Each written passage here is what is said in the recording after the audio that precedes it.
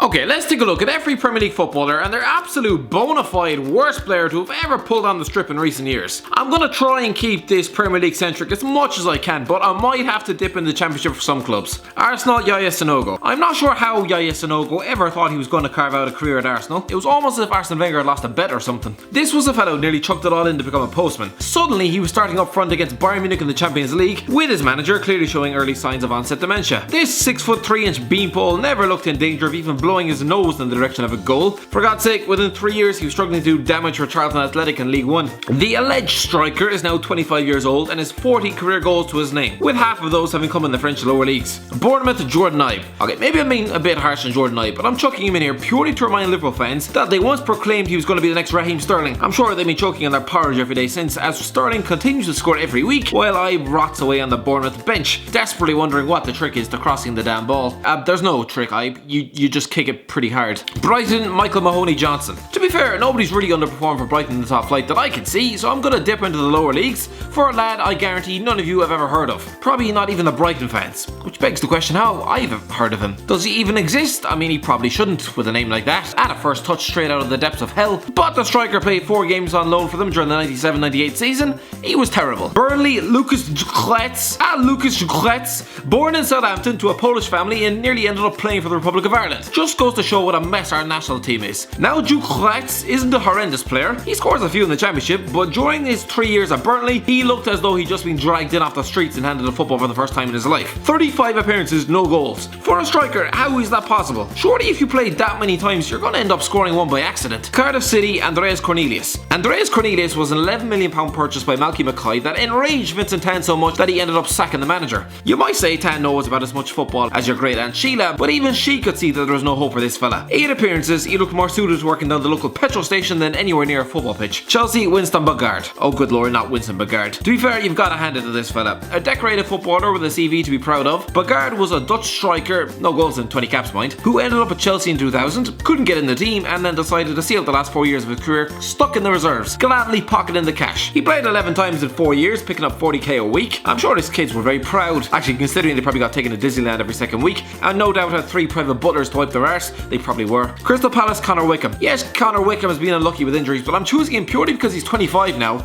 and it does not look like he's going to be the next Michael Owen that everyone predicted. This was a lad who's been fought over as a 16-year-old, with Spurs and Newcastle desperate to sign him while at Ipswich. Now Spurs wouldn't touch him with a dirty stick. I mean, Newcastle probably would, but then again, considering what they have up front, Rafa is probably close to sticking his own mother up front. Everton, Andy van der Meyde. Okay, now I'm just picking on the town drunk. Andy van der Meyde has had his problems. We all know he was a good player in his day. The winger played 17 times for Holland and spent 2 years in Milan. But by the time he wound up at Everton, he was downing whiskey like it was Ribena.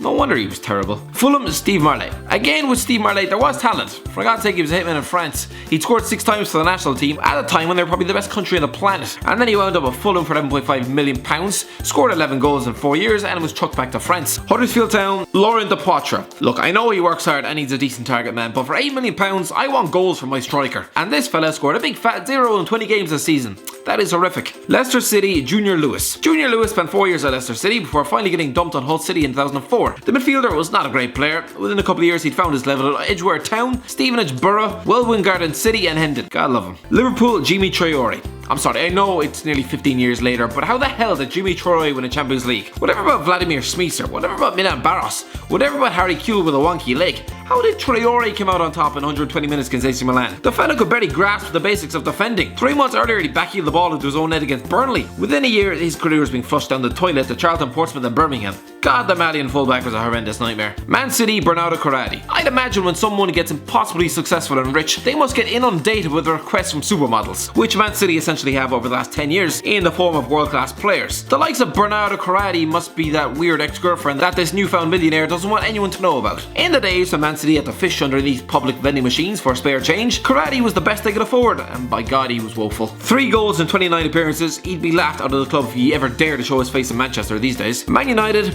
Bebe. Remember when Wayne Rooney demanded to leave Old Trafford because he was disillusioned with the transfer policy? Either that or he just wanted more money. It was probably the day he saw Bebe train that really f***ed him off. This was a fella who was effectively dragged off the streets, given a bed for the night and then a jersey in the morning. A star at the Homeless World Cup, here he was booting every cross into row Z as onlookers shook their head and worried for Fergie's sanity. Newcastle, Emmanuel Riviere. There's a few to choose from here, mostly French, but I'll go with Emmanuel Riviere. He arrived for £6 million, which on Mike Ashley's budget is like a sizable hole in his wallet. Back in 2014, and my god, he was an embarrassment to the name centre forward. Could even call himself a striker, considering strikers are supposed to, try and score the goals. He had to wait until May to score.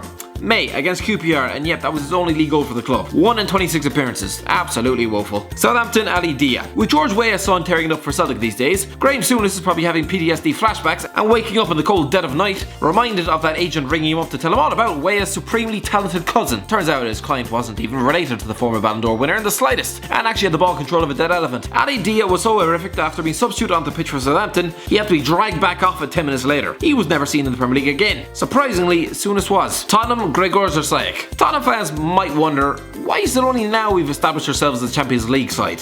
What were we doing up until now? Yeah, signing GRZEGORZ RASIAK is the answer. I don't know what the club was thinking when they paid Derby County £3 million for the forward on transfer deadline day in August 2005. This was the man to fire you into the top 4, was it? 8 goalless appearances later, he was flogged to Southampton on loan and then permanently in the summer. Pretty pointless. Watford, Darius Henderson. I remember watching Watford toil throughout the duration of the 06-07 Premier League season, stuck to the foot of the table without a prayer, and the comedy stylings of Darius Henderson being wheeled out every week. Look, he's a decent championship striker, but 3 goals in 35 Premier League appearances and none until February. No wonder they went down. West Ham, Savion Serenko. West Ham paid £9 million for Savion Serenko in January 2009 as a replacement for the outgoing Craig Bellamy. He played 10 games, was god-awful and was gone in the summer. 3 years later, he popped back in the news after being arrested by Thai police for a false kidnap claim. What a guy. Wolves, Roger Johnson. Remember when Scott Dan and Roger Johnson were both tipped for England call-ups while at Birmingham City?